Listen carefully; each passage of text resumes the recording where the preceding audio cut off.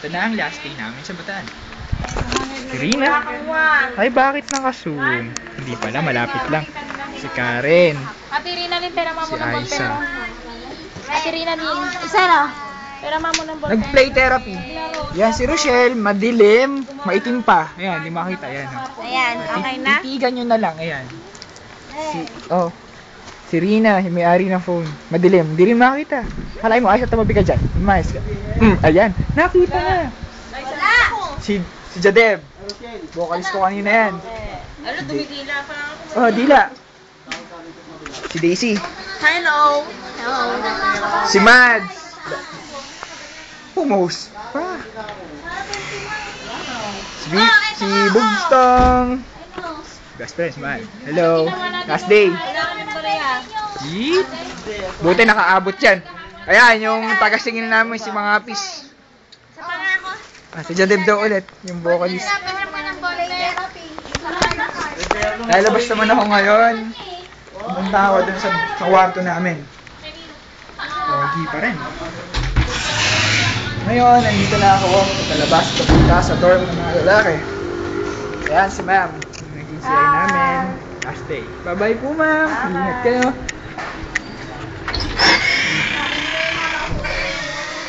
Si Jory.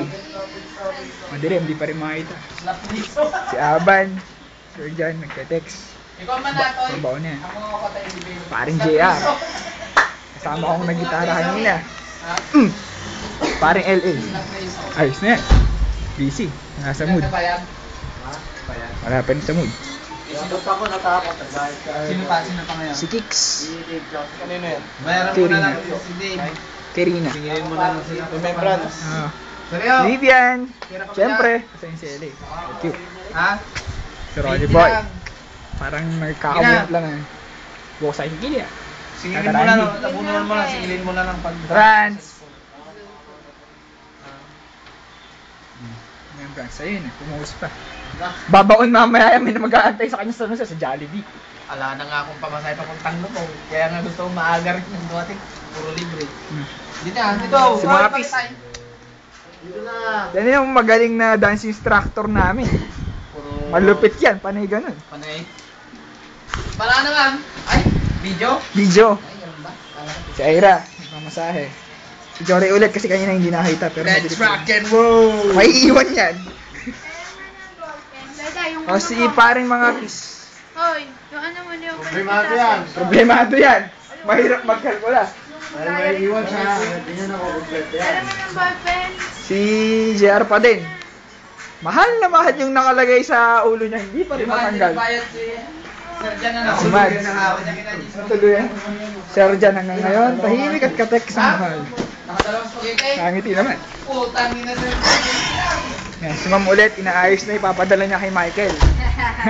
Patay ka, Michael. Ang dami! Tingnan mo, naglam mo kanya, oh.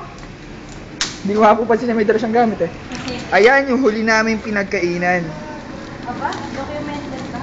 Yung mga pictures na pala, yung documentation ng pictures. Bibigay ko na lang po yung email ad ko sa inyo. Pakuha nyo na lang po kay Ma'am Nessa Presker po. Nakalagay po doon lahat. Lagyan na lang natin. Yan yung pinagkuhanan ng ulam, yung pinagkainan. Dito kami nagsasampay. Yan. Bakit ako ngayon sa hagdanan? Kasi wala pa naman si Madam, kaya kailangan gumawa mo ng documentation. Ito, ang Mariveles, Bataan. Kita mo? Yan yung sa may INC gawing palengke yan. Mga bundok. Bundok. Yan ulit, bundok. Yan yung flagpole ng mental. Yan yung mga nagko-construct. Sila kuya. Hello kuya! Documentation eh. Gumagawa sila ng extension ng bahay nila mga bata. Diyan ang aming water supply. Ang water supply na madalas wala. Ngayon nakakita ko doon sa may water supply. Ayan yung hagdanan na inaakit namin nila Kicks. Nakita nyo? Yan, mainit. Ito ang full view ng Mariveles, Bataan. Yun ang dorm ng ibang school.